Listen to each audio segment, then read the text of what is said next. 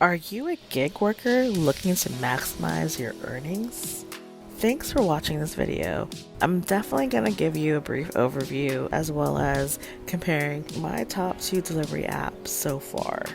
In a Forbes article entitled "What Could a Recession Mean for the Gig Economy?" written by Zahir Dodia, a study was brought up as an example. They found that around 73 million people in the US were gig workers, also known as independent contractors and freelancers. Often they are working for non-employer businesses that rely on independence. Especially within the pandemic era, the gig economy had grown quickly. Some experts predict that more than half of the American workforce will be spending some time in independent work in the coming years. It is clear that gig work isn't just a necessity born of these difficult times, but is expected to continue to grow because we need these options.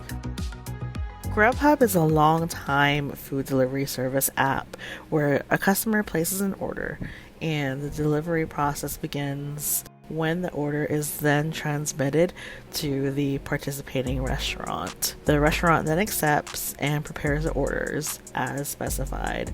Then a driver is assigned to the order, and it's up to the driver to accept and pick up the order until completion. Finally, the driver delivers the order and the process is done. Your status will usually show as unavailable when you aren't taking any orders or you're just not on a scheduled block. The benefits of being on a scheduled block is that you get more consistent orders coming in for a specified time frame, and you get more Grubhub perks and more levels. You can even get up to, I believe it's partner, there's pro. Just based on what I've seen from other independent contractors share online and just from my own short experience so far, you can make up to around $13 to $15 an hour depending on if you're on a scheduled block, depending on the orders, tips, etc. You can even be as ambitious as to take 3 orders at one drive or delivery, So it really depends. As a driver, you can view the map on the home screen to see where all the major areas or the hotspots are. So these are usually indicative of where restaurants are getting the most orders or where people are ordering a lot. Essentially, delivery partners get a base delivery pay plus 100% of their tips for each order delivered. Another great app that I've been experimenting with is GoPuff. It is a go-to solution for some of your immediate and everyday needs, from cleaning supplies to food, snacks, and I've even seen some deliveries for adult products such as cigarettes and alcohol. So there's also incentives for that. There's this option for GoPuff delivery drivers to get a higher base pay when delivering those type of products. They also serve over-the-counter medications, and I believe there's even supplements such as protein powders as well. In my short time with GoPuff, I totally believe that it does its best to create an app where it's regulated, meets regulations in terms of serving alcohol and cigarettes. So it's built within their software with ID scanning techniques, verification. So they constantly do updates and fix bugs in their app to make sure that regulations are followed, at least from what I've seen when delivering.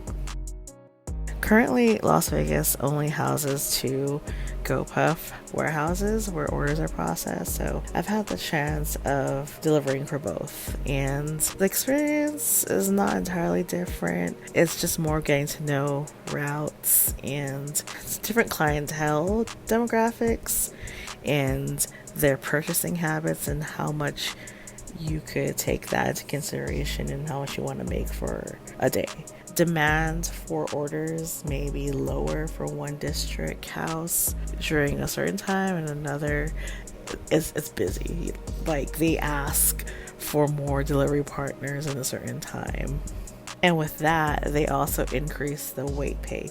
So the wait pay is just the amount that they pay you per minute while you're waiting to receive an order. That wait pay pauses while you're doing your delivery and does not start back up again until you're back at the warehouse waiting.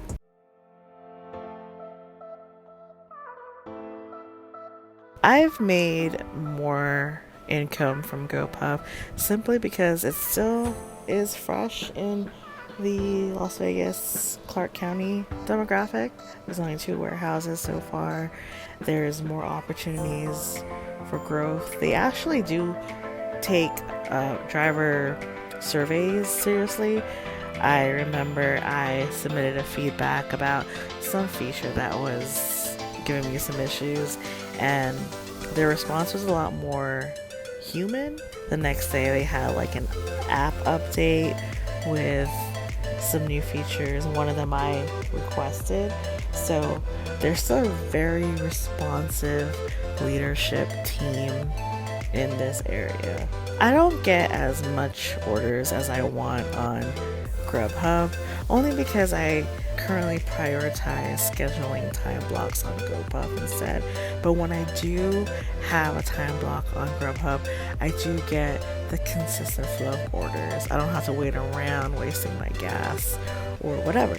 But with Grubhub, they have a lot more missions, a lot more earnings promotions during special holidays. There's a lot more restaurant partners that they work with, and it's a wider market. The wait pay for scheduled block drivers on GoPuff is a lifesaver. So if you deliver 4 packages in 1 hour and you probably make like about $14, say without tip, you would still have that wait pay to supplement that. Say GoPuff pays you $14, that's like $3.50 for each delivery. You would get an additional wait pay of about like $10.50. So that was my short recap of my top 2 apps that I can see myself doing for a little bit longer.